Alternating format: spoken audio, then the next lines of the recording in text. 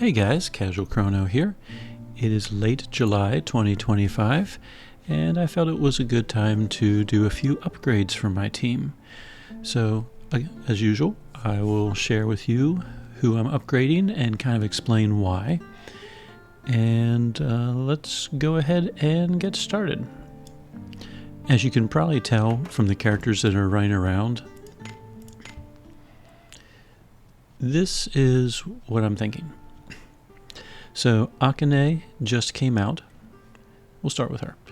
Aane just came out as a 5-star and Stellar Awakened and all that. And you can get her tome and her star charts through the Astral Archives.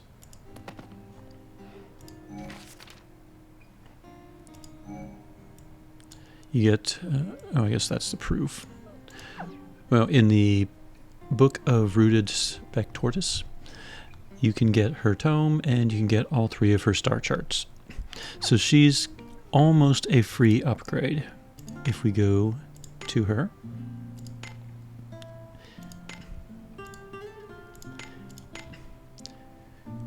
it does cost 1 chance script. So, but 1 single chance script, a lot better than 5, like Bria and some of the other, quote, free characters.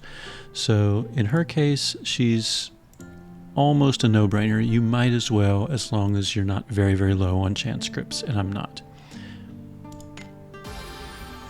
And we now have our 5-star Aane. Now, when I decide to update my teams, I try to look ahead a little bit. You know, I'm free to play. I don't have a lot of stones. I don't have a lot of star charts. I don't have a lot of chance scripts. So what I do, I look at the dreams that are out right now, and I try to keep a general idea. I might not catch all of Scott's live streams, which, if you're not aware, Scott is our community person with another Eden, and about every couple of weeks he posts a live stream on YouTube kind of saying where we're at, what's about to be released, and what's coming up in the future. And where we're at right now, the Miracle Manor just came out, Raven's Another Style just came out, Mariel's Stellar Awakening just came out, Shigare's Alter Stellar character is still on a banner. And looking ahead, there wasn't much in the immediate future that I was looking forward to.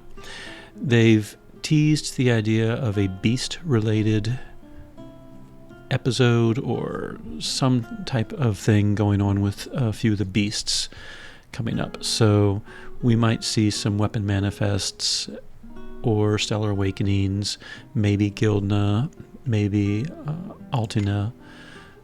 You know, some of those characters. We don't know. And they've been kind of quiet about it lately, so I'm even starting to wonder if, I hate to say if it's been scrapped or not, but they mentioned it, I think, back in May sometime, and I haven't heard much since. So, but hopefully it's still under development, and hopefully we'll get to see it soon. But that said, unless there's a brand new character, there's not much coming up. So now is kind of a good time to go ahead and blow some star charts, blow some gems, blow some chance, but saving some for any future upgrades. So we took care of Aane. And in fact, let's go to her stellar board. I completed the tome, so I have the 3 star charts.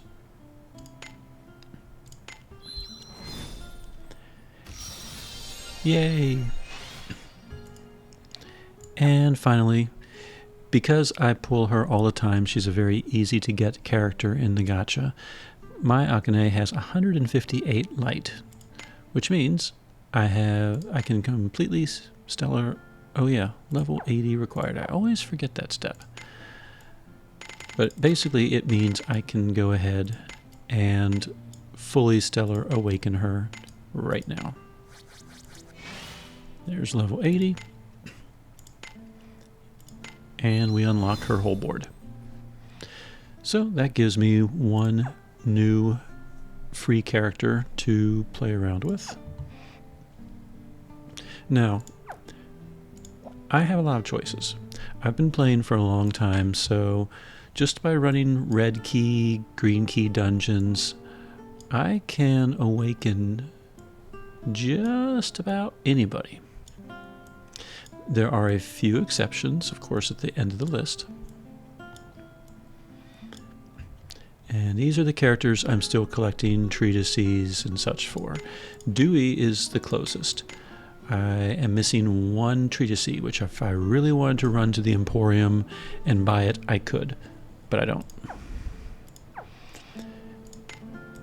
Komachi, I just got her first one to drop like a few days ago. It's been hiding. Not that I'm really craving her, I just don't, I just don't have enough treatises. Raven just came out, no big surprise, I have none of his. Shigare ES Extra Style came out a while back, and I've only gotten one codex so far, so he's nowhere close. Shigare Alter AC, or AS, I've only gotten 2 of his treatises. Could always buy 2 more, so again, I'm technically 1 treatise away from getting him, but I really haven't felt the need for him. And then Suzette, I have gotten 2 Sweet Lady treatises, so again, I just need 1 more, and I could always buy the last with Noal gems if I really needed her immediately, which I don't. In my case, yes, I could run to Noal's Emporium and instantly get Dewey and be a lot closer with the others, but unless I really, really, really feel like I need a character, I don't see the need to spend gems. I'm happy just running my dungeons and hoping that the treatises drop. Now, if I didn't have very strong teams, by all means, if you want to go spend gems and get an immediately impactful character, that's what the gems are there for, in my opinion. And Suzette is apparently her Sweet Lady. That one apparently is a very, very powerful character. So that's one, that it'd be nice to have, but I already have a really strong wind team. So anyway, of all of these remaining characters, which ones should I awaken? Well, you saw my party. Lingley is next. Lingley has an AS form that is Stellar Awakenable. Why am I choosing her over many, many other characters? One, I have a really strong Fire Shadow team, but she's Bash, she's Fire, she's Light, and I think she has some synergy with other similar characters. Most notably Rufus, the characters from KOA, and then I just don't have a Bash team, period. Now, is she the best character in the world for those things? Probably not. Am I a fool for awakening her? Probably, but it's a game. I'm having fun. I have the chant scripts available, so why not? In fact, I'm going to leave myself with a lot of chant scripts for the future.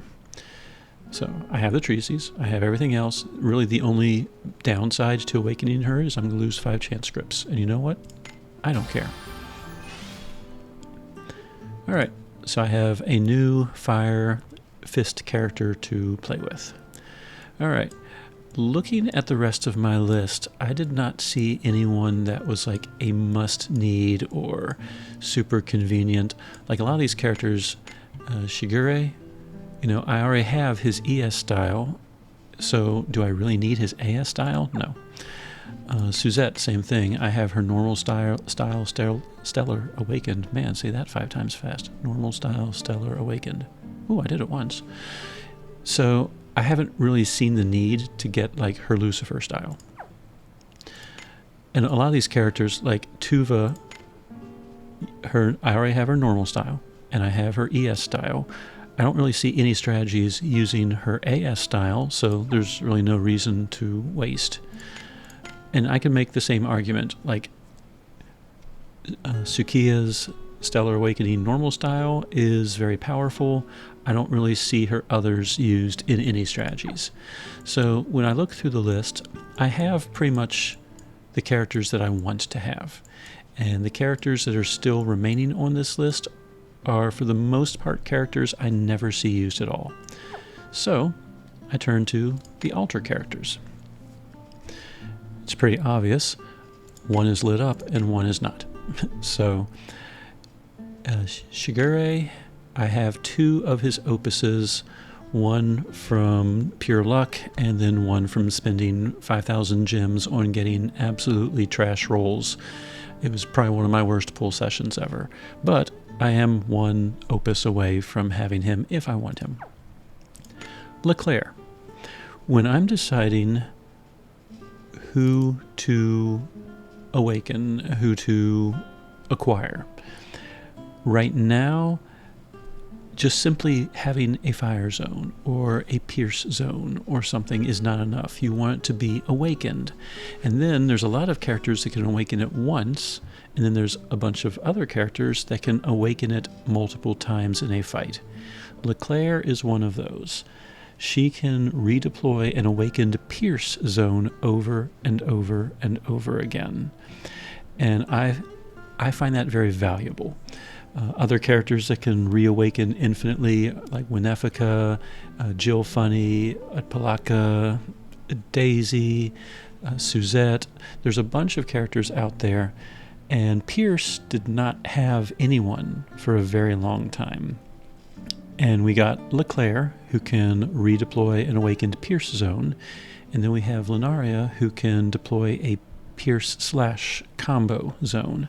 But they're the only 2. So if I want a pure Pierce zone, Leclerc is my only option in the entire game, Alter Leclerc. So to me, it's worthwhile at least having her. Am I going to actually use her? Maybe. But at least now a redeployable awakened Pierce zone is a possibility.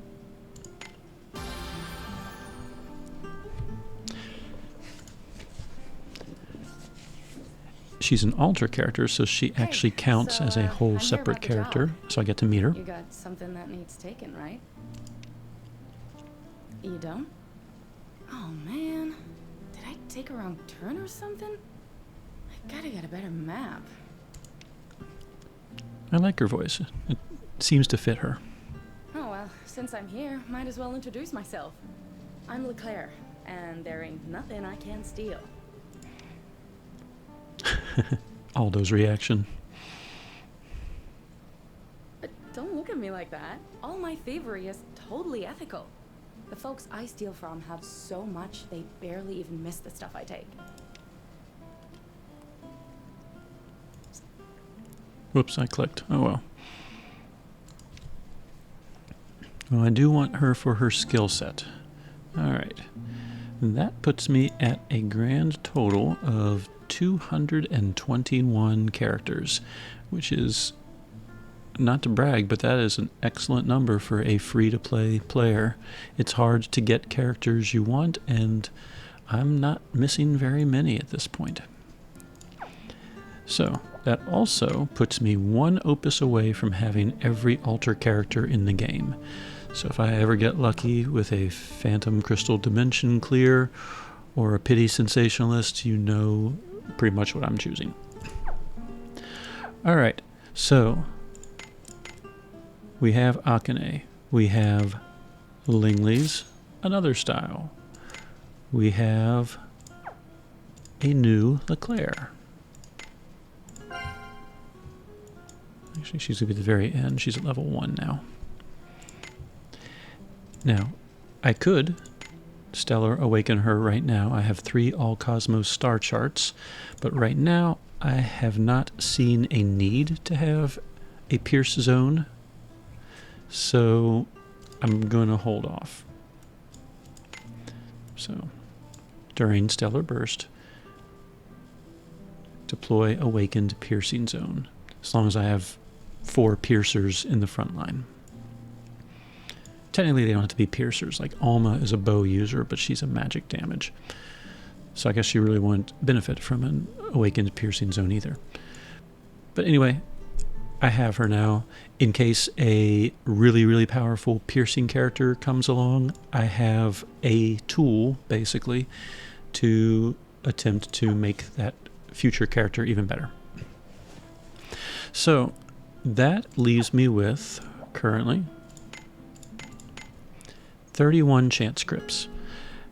And I'm going to hold off. I don't know what's coming up in the future. Chance scripts are not a dime a dozen by any stretch, and they cost way too much in Nopal's Emporium, in my opinion, at least at this point in the game. Maybe 2 years ago it was a fair price, but Nopal needs to give a discount at this point. So I'm just going to hold off, keep the 31 chance, just in case some future characters need it. So speaking of Nopal, now we're going to run over and buy some of his star charts.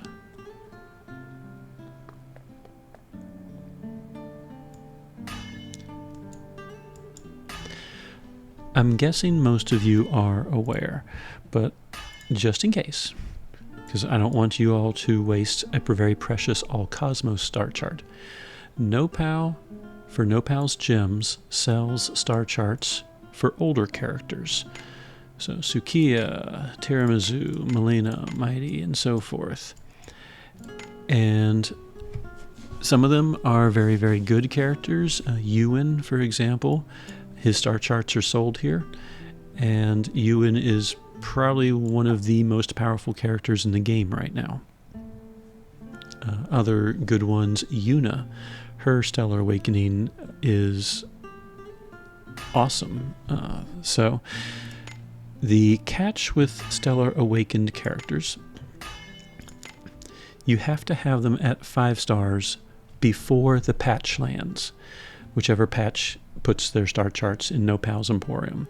If they are already 5 stars and the patch lands, you get 1 free Stellar Awakening, which means you run off to Nopal, you buy 2 more star charts, and then you can awaken them without using allcosmos star charts. If the character is only 4 stars and the patch lands and everything is released, and then later you update them to 5 stars, they will be sitting at 0 out of 3, and you'll have to use 1 allcosmos star chart in order to awaken them. So that's another reason why I like to hold on to my chance scripts. On the offhand chance that some of these characters eventually get a Stellar Awakening, I want to have those chance scripts available and handy, just in case. I mean, most of you probably already know this, but just in case. So, what I thought would be kind of fun, and again, it's a game, I don't care. No one seems to be using these types of teams. If I do a filter for the COA, only 4 characters pop up. But that said, all 4 characters do have Stellar Awakening versions. I did pull Lunaria Stellar Awakened, which was nice. And then we have Seti, Renri, and Izuka. And they've been a relatively recent focus. All of them have weapon manifest or weapon tempering challenges available. And those are very, very tough challenges. You don't need them Stellar Awakened in order to tackle them. But it occurred to me, this 4-party team actually seems to synergize pretty well in theory. There's no tank. However, Lunaria has a skill called Authorization. And it provides, among other things, Critical Guard. Critical Guard damage taken decreases based on character's luck, and it can max out all the way at 75%. That's if you're able to max out someone's luck. So, and that's all sources, like pain and poison sources, damage sources, obviously. So everything is reduced by 75%. And that's just from Critical Guard. If you have additional buffs, or Tetra's Aura, things like that, the damage is reduced even further. And this can be applied to all of the allies. So even though I don't have a tank in this group, Lunaria can provide critical guard, which will decrease the damage taken for the whole team. Now, the issue is the whole team needs luck. Well, guess what? Cesta has a skill,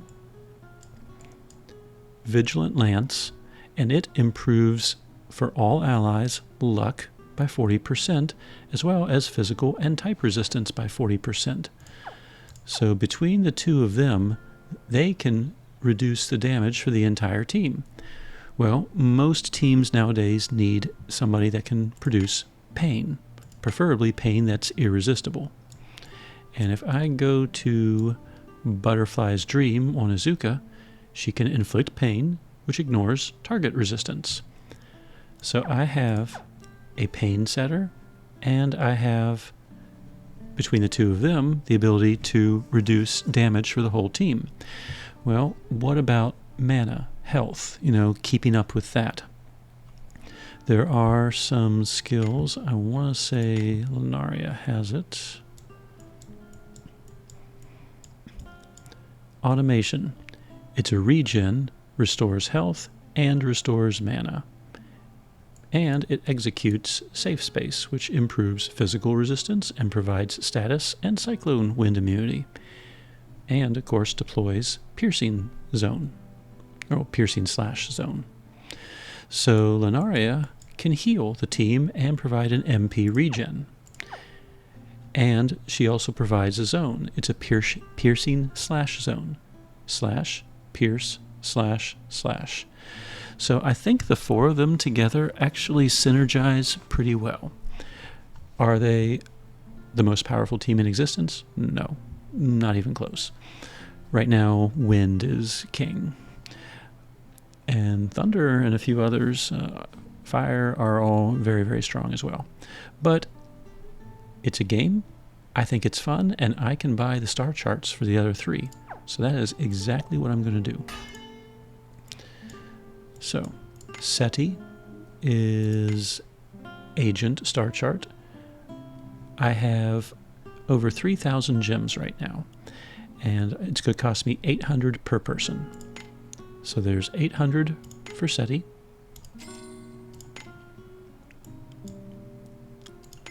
Renri is Inspector. So there is 800 for Inspector. And Izuka is Admiral. And that leaves me with 750 gems, and it is early Monday morning. So in about a day, I'll be able to start collecting gems again, and that will put me past 800, which means if they announced a brand new retro character tomorrow, I would have the gems to buy the star charts. So that's why I waited so long. I will say I heavily considered Hismena's star charts because she gains rage with her Stellar Awakening, and I'm not really happy with Dunnerith Altar as a water tank. But I held out. I thought having a COA team would be a lot more fun. So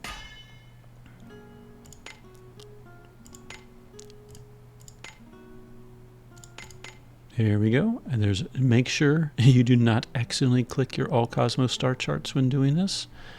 That's like a month per chart, so that's like 1/4 of a year sitting right there. So Admiral, we used the 2 Admiral star charts. Check.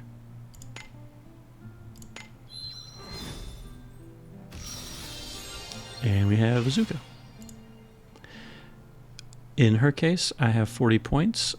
I am going to get her stellar skill and all of her abilities. 2 light allies, she stores up light power. Well, all 4 of them are light, so that's good. I can extend that Pierce/Zone during a stellar burst. And at the end of a turn, I don't know if she doesn't take any damage or the whole team doesn't take any damage, but I can reduce enemies' power and intellect, possibly, without consuming MP. So I can make the enemy even weaker, which is good since this team doesn't have a true tank. With the remaining 20 points, I usually like to open up the paths to max out her level, because that gives me 20 levels worth of stats, 20 levels worth of HP increases, 20 levels worth of MP increases. So rather than like something like I gain 5 total stats, well, by unlocking that, I've gained basically 20 total stats and everything. That leaves me with 10 points left. Some people like to go the MP route. Some people like to go the HP route. Some people like to go the stats route. I don't think there's really any wrong answer. I prefer the HP route because if the character gets knocked out, they're not doing damage. And having a high health, especially in a team where there is no true tank, having a high health helps with survivability. So that takes care of Azuka. Oh, and then I like to level them up to 81 just to make them a little easier to find on the board when I sort. All right, Renri. Again, we are using Inspector star charts. She also has 40 points, and we're going to do the same thing. In her case, at battle start, everyone has Barrier Pierce for 1 move. Not terribly helpful in my opinion, but I guess it's nice. With at least 2 COA or Axe allies, light power is stored. And upon Stellar Burst, her max MP is 20% more, which, yay. If you had to skip one, I might skip that one. We'll open up level 100. And then same thing, in her case, she has pretty much mostly HP options, a little bit of MP and stats. So I'm just going to do 2 HPs. And Renri is taken care of. Same thing. Level 81. And then Seti. We're using again his specific star charts, not allcosmos. I've pulled him a lot, so he has 60 points to work with. So his stellar skill is a fire attack and does a few additional things. Probably get into that later. Alright. He can stack retro or clock counts a little faster. With 3 light allies, again not a problem. Light power will be stored up. Upon Stellar Burst, everyone gains a shield and MP consumption is reduced. So the shield will be a little bit nice with this example team since, again, no tank.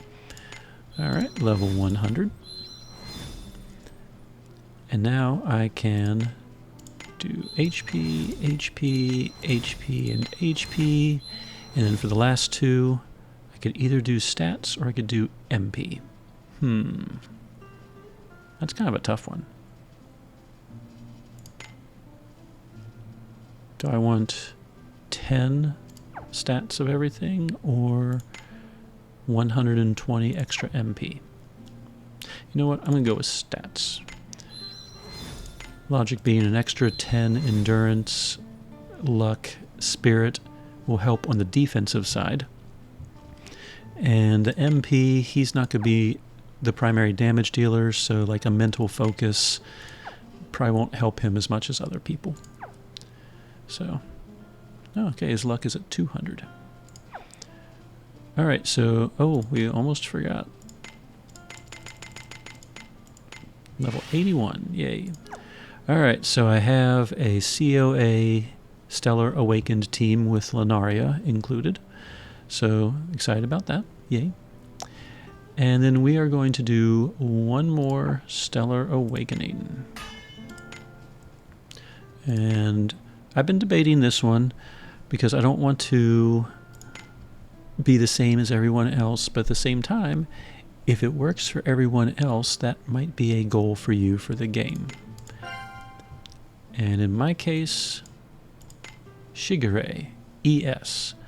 His stellar skill provides a link to frontline katana allies. It activates the strongest skill that he has. The link effect adds another wind-type attack to everyone that has link and inflicts weapon break slash. In Stellar Burst, he also gains avoidance based on the speed difference between him and an enemy. So I think the dodge rate is up to 90%. So he inflicts rage with one of his modes, and then he dodges most of the attacks. It's a little bit RNG based, which I'm not too thrilled about, but it's the link effect that I understand is very helpful for teams. An extra wind type attack, if you have an entire wind team, you have 4 people attacking, that's 4 extra wind attacks, which keeps the AF gauge going, for example. And he is commonly used as the tank for Cesta, who is one of the most powerful characters in the game right now. So now I have Shani Alter in my wind team. In fact, let me bring up the wind team, because I debated this. I'm going to do it, but let's go to the wind team. This wind team is very strong. Cesta is an absolute beast, both her normal style and another style. Tsubame does so many hits per turn, and her alter character's passive is extending the awaken zone for 2 extra turns. Melody redeploys a wind zone basically when she feels like it, and Shani, she has critical guard, that same thing that Seti and Lunaria combine to do. Now it's just for herself, but her luck is so high and can be buffed even higher, she is a very nearly unkillable tank. She also provides various helpful things. She can reduce wind resistance, making Cesta more powerful. She gives Cesta Thorn Wedge, which improves Cesta's damage and gives her overcrit. And whoops, did not mean to do that. Malediction improves weapon type damage. It gives Cesta a link as well. And then Fated Love provides that overcritical. And she also counters and reduces enemies' power and intellect and its stacks.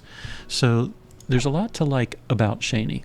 She makes one additional character more powerful, whoever has Thorn Wedge, and she is a fairly unkillable tank. So I've been pretty happy with her.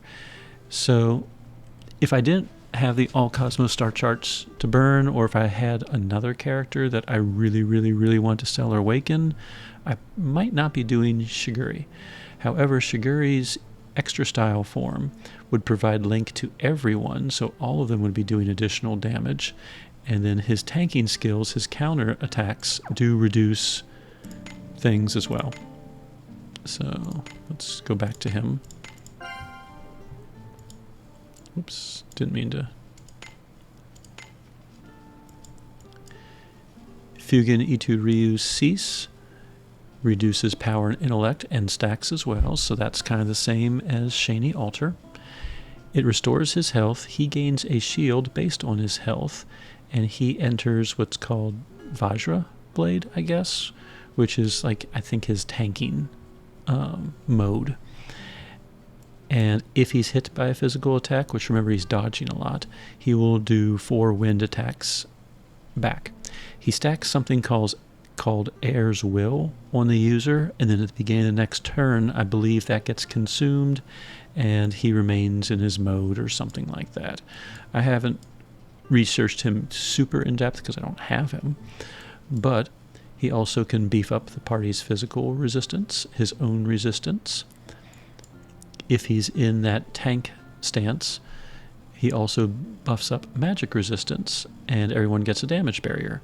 If he's in his DPS stance, which I think improves his power and speed, where Vajra improves endurance and spirit, he does increased damage instead.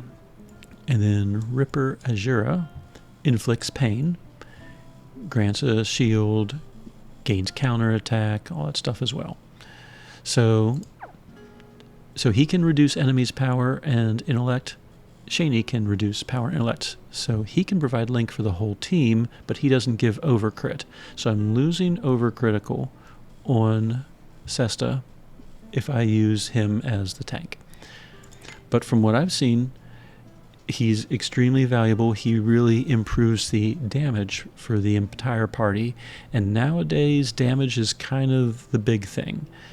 If you can't pump out like 100 billion in damage, you're not really at endgame anymore, which is kind of frustrating to me because I don't feel like you have to have certain characters to be successful. But right now in these early stages, you kind of do. If you don't have characters like Cesta or Alma or Shigare ES, Izuna and her Thundercrack and so forth, there's just some challenges you will not be able to beat, or you're going to really struggle to succeed in. It's not impossible, and there's YouTubers out there that do it all the time, but there's certainly an easy mode to the game, and he is part of the Wind Team's easy mode right now. Because it's only a few days from August, that means I'm going to get 1 star chart literally in 4 days. So even though I'm using up all 3 right now, I'm going to get 1 back, which means at worst I'm going to have to wait about 2 more months before I could Stellar Awaken someone else. As I said, the catch is right now there's no one I really feel the need to Stellar Awaken. So this would be a good time to go ahead, get him on my list, or off my list, depending on which list it is. He's off the I need to Stellar Awaken list, and he will be on the usable list. But yeah, so that will give me some time to build up some more allcosmos star charts for the next character that absolutely requires it, that I won't have. So here we go, using them all up. Feel a little bad about that, but I think it's going to be worth it.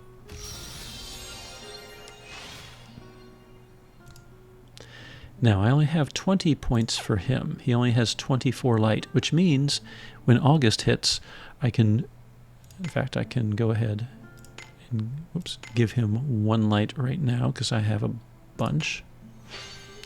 And yeah, I could blow a lot of these right now. However, as I said, in a few more days, all of the trials will reset, and I can do the free trial that gives 5 light points to any character. So I can go ahead and get him to 30 in 4 more days, which will give him another 20 SP. So knowing that, I don't know why I just exited him. I'll go ahead and get his Stellar skill, because that seems to be the key for everyone's damage. And then I'm going to look at his other abilities. Let's see, the gaining cover and rage would be very good if I'm using him as a tank. I need 2 Fugen, is that how it's pronounced? Itu Ryu allies. And if light power is greater, critical damage will be 50% until the end of turn. So that one, I guess it really doesn't matter since I'm about to get 20 more SP points, but I'm going to hold off on this one. I'm going to go ahead and get him to level 90 at least.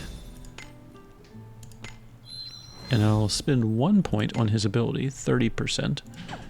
So I don't have the other 20%, but oh well. And then SP, give him some more power.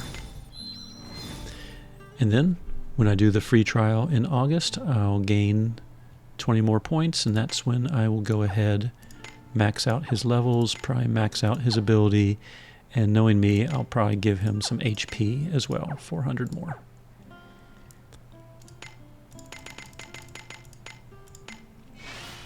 All right.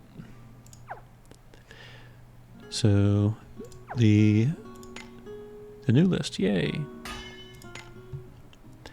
Okay. The reason I get them to level 81, if I sort by level, all of my Stellar Awakened characters will be first. So right now, this is what I have.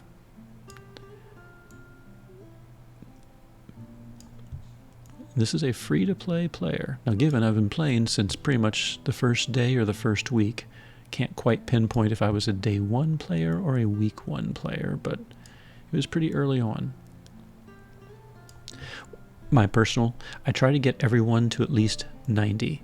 The free characters, I try to get to at least 85.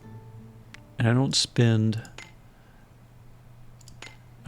scrolls on most of these characters unless it's someone I really, really want to boost up quickly. So this is like just for me running phase shifts and stuff like that. And now my newest characters. I just got Izuka. Sinya I recently got from the Astral Archives. And then Shigare, Renri, and Seti. So I have 5 characters that I need to boost up to 85 and 90 now. But that should be fun. So anyway, yeah.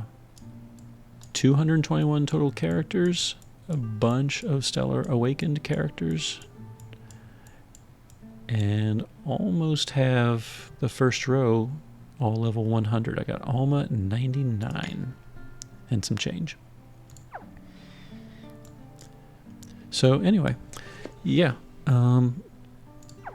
there we go. I have upgraded my roster, hopefully pretty well.